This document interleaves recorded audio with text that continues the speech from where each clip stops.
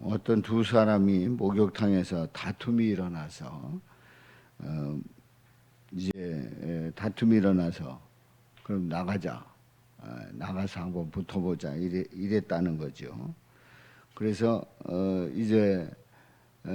그 욕실에서 나와가지고 이제 옷을 입는데 보니까 옷을 입다가 이제 판이 정리가 된 겁니다. 왜냐하면 큰 소리를 치고 혼내던 사람이 대위였고 욕을 먹던 사람이 중령이었기 때문에 그렇습니다. 그러니까 완전히 거기서 판이 끝난 거죠. 한마디로 얘기해서 이제 대위보다 중령이 높다는 거죠. 대위는 중대장급이라고 하면 중령은 대대장급이죠. 우리는 영적으로 누가 더 크고 위대한 자인가 하는 궁금함이 있습니다. 그러니까 우리가 믿음 생활하면서 영적으로 누가 더 큰 자인가, 누가 더 위대한 자인가 하는 그런 생각들을 가끔씩 하게 됩니다. 그러면 우리는 그냥 일반적으로 생각을 할 때에 어떤 직분을 가지고 크고 작고 뭐 이런 생각을 많이 합니다만은 과연 그럴까요? 또 더 크고 영적으로 더 크다, 더 위대하다라고 하는 그 개념을 가질 때에 그 기준이 뭘까요?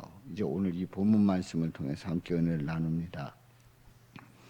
이제 오늘 이 본문 6절부터 11절에 있는 이 말씀은 새 언약에 관한 그런 말씀인데요. 이 말씀을 그냥 보면 뭔가 이렇게 비교되는 것 같으면서도 뭔 소린지를 처음에는 이렇게 들어오질 않는 그런 본문입니다. 그런데 여기에 보면은 이제 대조가 되고 있다는 거예요. 계속 대조되고 있어요. 8번인가요? 이렇게 대조가 되는데 이제 6절 보면 그가 또한 우리를 새 언약의 일꾼 되기에 만족하게 하셨으니 새 언약의 일꾼, 새 언약의 일꾼 되는데 거기에 만족하게 하셨다 하는데 이제 그 뒤에 보면은 율법 조문으로 하지 아니하고 오직 영으로 함이니, 그러니까 율법 조문이냐 영이냐 이렇게 말씀하고 있어요. 근데 율법 조문은 죽이는 것이고 영은 살리는 것이다 이렇게 말씀하고 있는데요.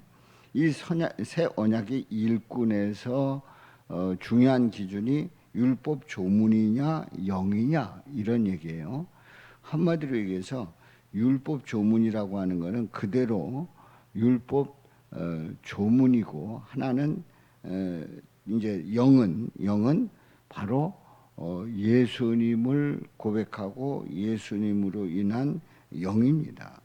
그래서 이 말씀 6절부터 11절에 있는 이 말씀이 계속해서 이제 반복되는 말씀이 7절에 보면은 율법 조문의 직분을 얘기를 하고 있는데요. 이제 돌로 써서 새긴 죽게 하는 율법 조문의 직분, 바로 율법이라고 하면은 사람들이 그 율법을 완전히 다 지켜 행해야 할 수 있는가? 그래서 율법을 100% 지킴으로 말미암아 구원받을 수 있는 아무도 없다는 거지요. 그래서 이제 그 사도 바울은 표현하기를 돌에 써서 새긴 죽게 하는 율법 조문이라고 이제 표현을 하는 겁니다. 율법 조문의 직분입니다. 바로 율법 조문에 의해서 직분이 주어졌는데 그건 누구를 얘기하냐면 모세를 얘기합니다. 모세의 직분을 얘기하는 거예요. 근데 이 율법 조문의 직분, 이 모세는 그 직분을 받고도 그 율법을 받고도 영광이 있어서 이스라엘 자손들은 모세의 얼굴에 없어질 영광 때문에도 그 얼굴을 주목하지 못하였거든. 그러니까 그가 율법 조문을 받고도 그 영광스러운 그 얼굴 때문에, 그 빛이 나는 그 얼굴 때문에 그 얼굴을 똑바로 쳐다보지 못할 정도로 그렇게 모세의 직분이 영광스러웠다는 거지요. 그런데 그 모세의 얼굴에 그 영광은 없어질 영광입니다. 없어질 영광이에요. 그래서 이제 7절에서 대비되는 말씀이 8절입니다. 하물며 영의 직분은 더욱 영광이 있지 아니하겠느냐. 여기서 영의 직분은 누구를 얘기하냐면 사도 바울을 얘기합니다. 사도 바울은 예수 그리스도를 믿어서 예수 그리스도로 인하여 의롭게 되고 예수 그리스도로 인하여 하나님의 영광을 바라보게 되고 그 영광을 찬양하게 되는 그런 고백을 하는 이 바울은 분명히 대조되는 것을 확인하고 있습니다. 자, 율법 조문의 직분, 그것도 영광스러워서 사람들이 쳐다보지 못했는데 영의 직분, 예수 그리스도로 말미암아 사도된 이 바울의 직분은 더욱 영광이 있지 아니하겠느냐. 예수님으로 인해서 영광이 있다는 거예요. 그래서 이제 9절, 10절, 11절에 보면은 계속 대비되는 말씀이 나오는데요. 정죄의 직분도 영광이 있은지 의의 직분은 영광이 더욱 넘치리라. 그리고 10절에 보면 영광되었던 것이 더 큰 영광으로 말미암아. 그러니까 나름대로 율법 조문이 영광스러웠다고 하면 더 큰 영광, 더 큰 영광으로 말미암아 이에 영광될 것이 없으나. 그러니까 아무리 율법 조문의 영광이 크다고 할지라도 예수 그리스도를 통한 그 직분을 받은 이 사도 바울의 그 영광만 못했단 말이에요. 그리고 11절에 보면 없어질 것도 영광으로 말미암았은즉 없어질 것도 영광으로 말미암았은즉 길이 있을 것은 더욱 영광 가운데 있느니라. 율법 조문으로 그냥 계속 영원히 있는 것이 아니라 길이 있을 것, 율법을 완성하신 예수님으로 말미암아 길이 있을 것, 이건 더욱 영광 가운데 있다 하는 얘기예요. 한마디로 얘기해서 율법 조문도 영광스럽다. 그런데 예수 그리스도를 통한 그 놀라운 구원의 역사, 그 은혜, 이 영은 더 영광이고 영원한 영광이다. 그런데 모세는 율법 조문에 의해서 직분을 받았지만 사도 바울은 영에 의해서 영의 직분을 받았습니다. 바로 예수 그리스도를 전하는 그러한 놀라운 직분을 이 사도 바울은 얻은 거지요. 그래서 이제 사도 바울이 얘기하는 것은 모세보다도 자신의 직분이 더 영광스럽다. 그렇게 얘기를 하고 있어요.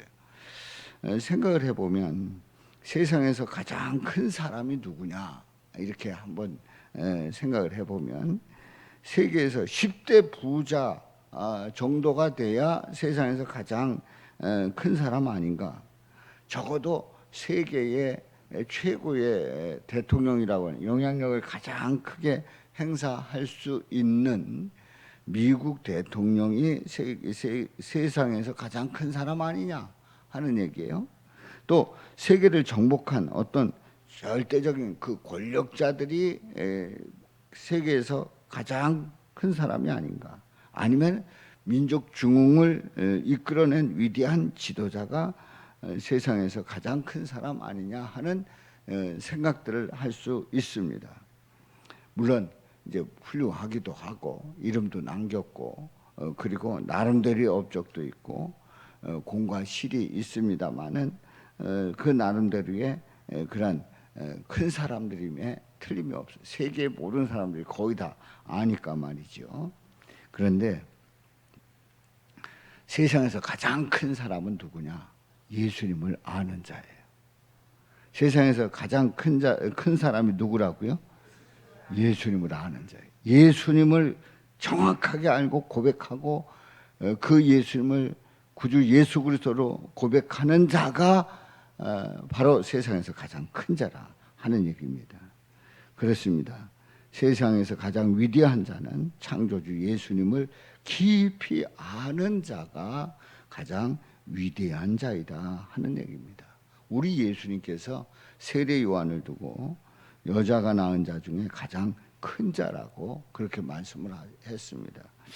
아니 세례 요한은 뭐 부모의 그런 그 어떤 그 테두리 안에 보호 아래 있지도 않았어요. 이제 세례 요한이 활동을 할 때에 또 집이 있는 것도 아닙니다. 그냥 광야에서 생활하는 거예요. 그리고 이 세례 요한은 제사장의 아들이었지만은 제사장 직분을 물려받지를 못했습니다. 아니 어떻게 보면은 세상적으로 볼 때 이 세례 요한은 실패자예요. 실패자예요.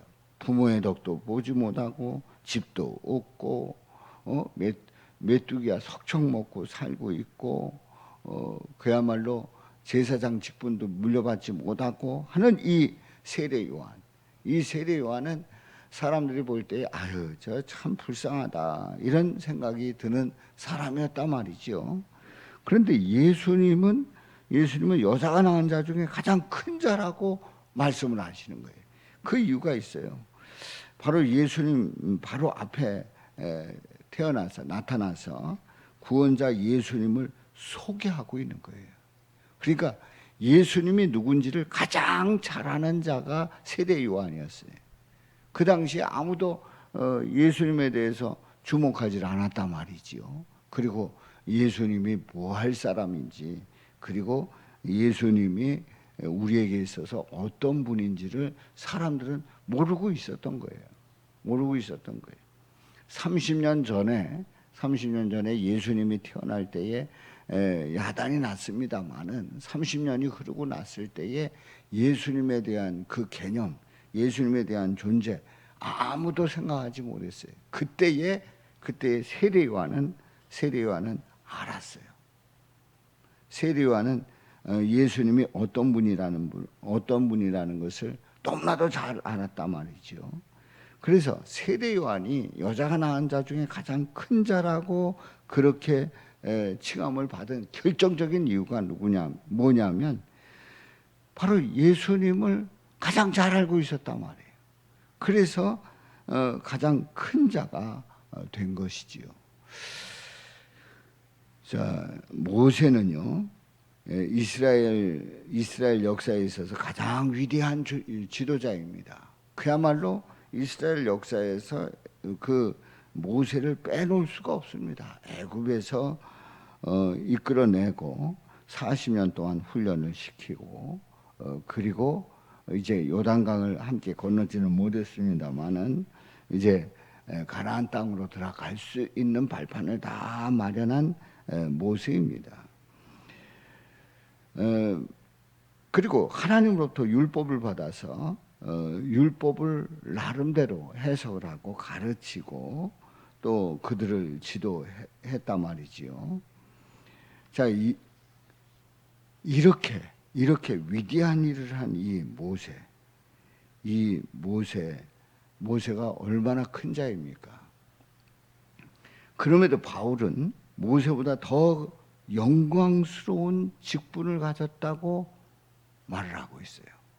어떻게 보면 이 바울은 교만한 것 아닌가? 아니 모세가 어떤 사람인데 바울이 모세보다 더 영광스러운 직분을 가졌다고 말할 수 있는가? 오늘 본문 말씀에 보면 바울이 좀 지나친 것 아닌가 하는 생각이 들 수 있습니다. 그런데요, 바울에게는 이 모세라고 하는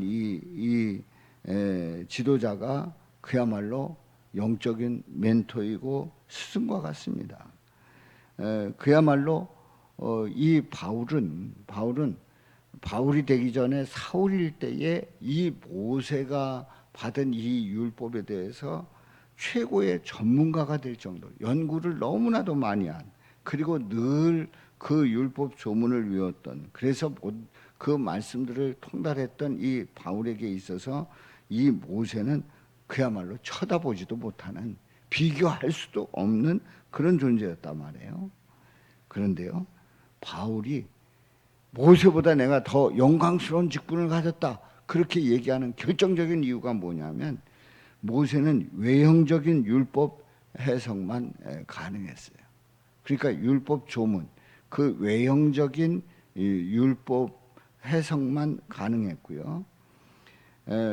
이 사도 바울은 예수님으로 인해서 율법이 예수님이다라는 사실을 알았어요.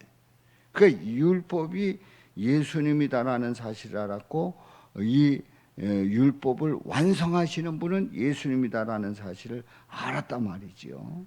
그래서 모세의 율법을 연구하면서 풀리지 않았던 모든 문제가 예수님 중심으로 율법이 해석되는 그런 놀라운 은혜를 입은 자가 바로 사도 바울이었어요.